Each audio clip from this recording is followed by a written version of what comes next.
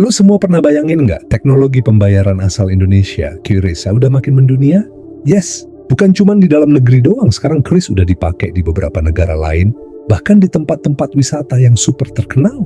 Bayangin nih, lu lagi traveling ke Bangkok, mau beli mango sticky rice, atau lagi jalan-jalan ke Singapura, pengen belanja gadget, terus lu tinggal scan QRIS aja kayak di minimarket deket rumah. Praktis banget, bro. Tapi kok bisa ya QRIS yang awalnya cuma buat UMKM di Indonesia dan bisa go internasional? Apa yang bikin negara lain mau kerjasama? Nah, di video ini gue bakal bongkar semua jawabannya.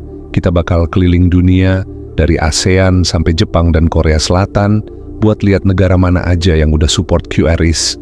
Plus gue kasih bocoran juga negara mana yang potensial nyusul kerja sama QRIS berikutnya.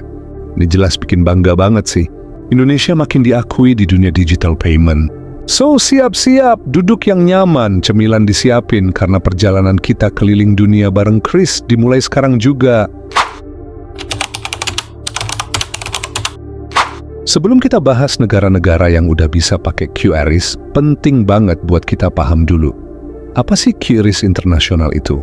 Jadi gini, awalnya QRIS dibuat sama Bank Indonesia buat standarisasi pembayaran di dalam negeri. Bayangin, sebelum ada QRIS, tiap aplikasi punya QR code sendiri. Ada QR OVO, QR GoPay, QR Dana, semuanya beda. Ribet banget kan? Nah, dengan QRIS, semua disatuin. Satu QR untuk semua aplikasi. Tapi, BI nggak mau berhenti di situ. Mereka punya visi gede. Indonesia harus jadi pemain global di pembayaran digital. Maka lahirlah ide QRIS Cross Border alias QRIS Internasional. Ini artinya pengguna dompet digital di Indonesia bisa pakai saldo mereka buat bayar di luar negeri, selama negara tujuan punya kerja sama dengan Indonesia. Dan sebaliknya, turis asing yang datang ke Indonesia bisa bayar pakai aplikasi mereka juga lewat QRIS. Bayarannya otomatis dikonversi ke mata uang lokal. Misal lu lagi di Thailand, harga makanan 100 baht, saldo lu di GoPay tetap ditarik dalam rupiah, langsung dikonversi real time. Praktis, murah, dan aman. Plus ini juga bagian dari misi ASEAN, nyatuin pembayaran regional biar lebih seamless. Jadi QRIS lintas negara itu bukan cuma buat gaya-gayaan cashless, tapi buat memperkuat kerja sama ekonomi digital regional. Oke, setelah ngerti dasar konsepnya, kita lanjut ke negara pertama nih. Negara yang pertama kali ngebuka pintu buat QRIS. Negara pertama yang udah resmi connect sama QRIS adalah Thailand. Thailand itu pionir banget dalam urusan pembayaran digital di ASEAN. Mereka punya sistem QR Code nasional yang namanya Prompt Pay. Jadi waktu Bank Indonesia cari partner buat QRIS Cross Border pertama kali, Thailand langsung setuju. Pada Agustus 2021, kerjasama ini mulai jalan. Artinya, kalau lu ke Thailand hari ini, di beberapa merchant, khususnya restoran, pasar, toko souvenir, lu bisa bayar cukup scan QRIS lewat aplikasi dompet digital lo di HP. Nggak perlu lagi repot tukar uang baht. Nggak usah ribet ngitung-ngitung uang kembalian yang kadang nyesekin.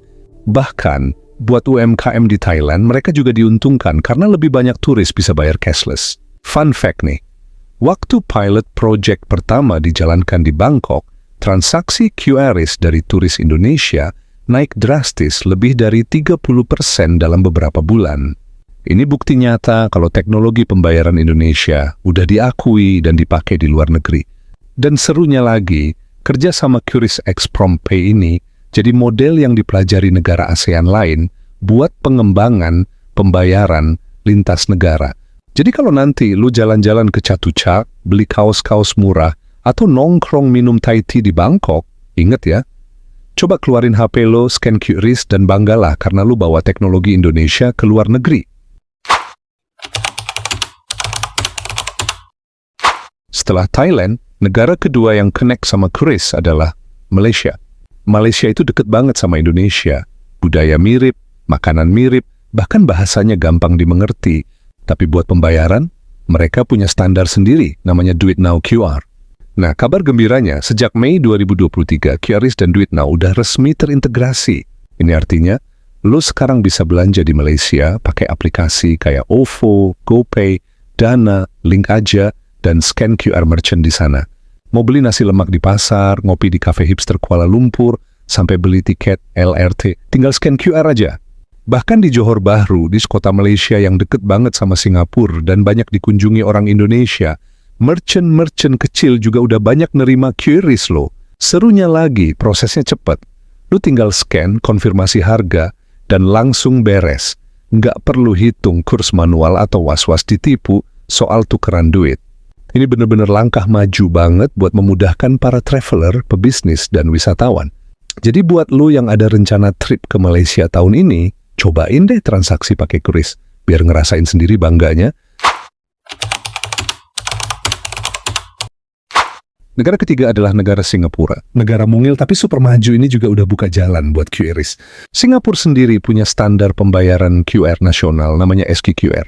Dan mulai akhir 2023, beberapa merchant di Singapura udah bisa terima pembayaran via QRIS.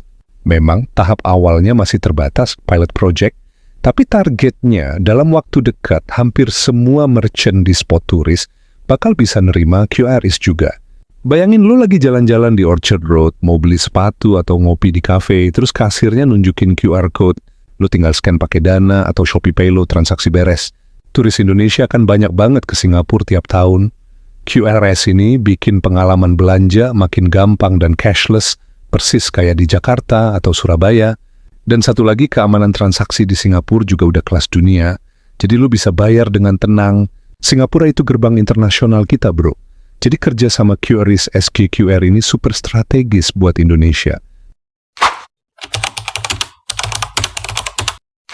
Nggak berhenti di situ. Negara selanjutnya adalah negara impian banyak orang, Jepang. Yap, Jepang juga lagi siap-siap buat connect sama QRIS. Saat ini, Bank Indonesia lagi kerja sama penyedia sistem pembayaran di Jepang, kayak Japan Credit Bureau atau JCB dan lembaga keuangan lokal lainnya. Targetnya, biar turis Indonesia yang liburan ke Jepang nggak ribet lagi soal pembayaran. Bayangin, lagi beli ramen di Tokyo, mau bayar tiket Shinkansen, atau beli anime merchandise di Akihabara, tinggal buka HP, scan QR, bayar pakai saldo dompet digital, terus beres. Jepang itu salah satu destinasi favorit orang Indonesia. Sebelum pandemi, ada lebih dari 400.000 wisatawan Indonesia ke Jepang tiap tahun. Jadi QRIS bisa bikin pengalaman traveling makin praktis, efisien, dan bebas stres soal tukar yen. Saat ini masih dalam tahap uji coba dan integrasi teknis. Tapi kalau semua lancar, dalam waktu dekat kita bisa pakai QRIS di negeri Sakura. Negara kelima yang masuk roadmap QRIS adalah Korea Selatan. Yes, negeri opa-opa dan drama Korea ini udah sepakat buat kerja sama pembayaran lintas negara bareng Indonesia. Pada Mei 2023, Bank Indonesia dan Bank of Korea teken nota kesepahaman buat integrasi pembayaran digital. Salah satunya ya QRIS ini. Walaupun belum jalan penuh, rencana besarnya nanti pengguna QRIS dari Indonesia bisa belanja di Korea Selatan tinggal scan QR code merchant lokal. Belanja kosmetik di Myeongdong, beli album K-pop di Hongdae, sampai makan tete okboki di Gwangjang Market, semua bisa dibayar cashless pakai HP dari Indonesia. Seru banget kan? Korea Selatan sendiri udah jauh berkembang dalam pembayaran digital. Jadi integrasi QRIS bakal mulus banget, tinggal tunggu waktu aja. Siap-siap ya buat next trip ke Seoul. Sekarang, lu mungkin nanya, emang sepenting apa sih QRIS bisa dipakai global? Jawabannya penting banget. Pertama, lu jadi nggak perlu tukar banyak uang cash. Mau traveling kemanapun, saldo digital lu udah cukup buat bayar ini itu. Kedua, transaksi QRIS lebih murah dibanding kartu kredit biasa. Kartu kredit biasanya ada biaya konversi mata uang, biaya administrasi, kadang hidden fee. QRIS murah banget, bahkan hampir nol biaya tambahan. Ketiga, semua transaksi tercatat. Jadi lebih gampang buat tracking pengeluaran liburan lo. Keempat, ini soal nasionalisme digital. Bayar di luar negeri pakai QR buatan bangsa sendiri. Keren banget, bro. Dan kelima, QRIS juga bantu UMKM di negara tujuan. Karena makin banyak turis bisa bayar, makin gede potensi bisnis mereka juga. Win-win solution. Patut kita apresiasi nggak guys, QRIS beneran udah bikin Indonesia bangga. Dari Thailand, Malaysia, Singapura, bentar lagi Jepang dan Korea Selatan. QRIS nunjukin ke dunia kalau Indonesia itu jago di bidang teknologi keuangan. Kedepan BI bahkan punya misi buat ekspansi ke lebih banyak negara, mungkin ke Eropa, Timur Tengah, bahkan Australia. Jadi kalau lu traveling tahun ini atau tahun depan, jangan lupa cek merchant di negara tujuan lo udah support QRIS belum? Kalau udah, langsung keluarin HP lo, scan QR, dan banggalah karena lo ikut bawa nama Indonesia ke dunia. Thanks banget udah nonton sampai habis. Jangan lupa support channel ini dengan like video ini, komen di bawah, negara mana yang lo pengen banget bisa bayar pakai QRIS. Dan pastinya subscribe karena gue bakal bawain lebih banyak lagi update keren tentang dunia teknologi, keuangan digital, dan inovasi anak bangsa. Sampai ketemu di video selanjutnya. Salam cashless, salam Indonesia maju.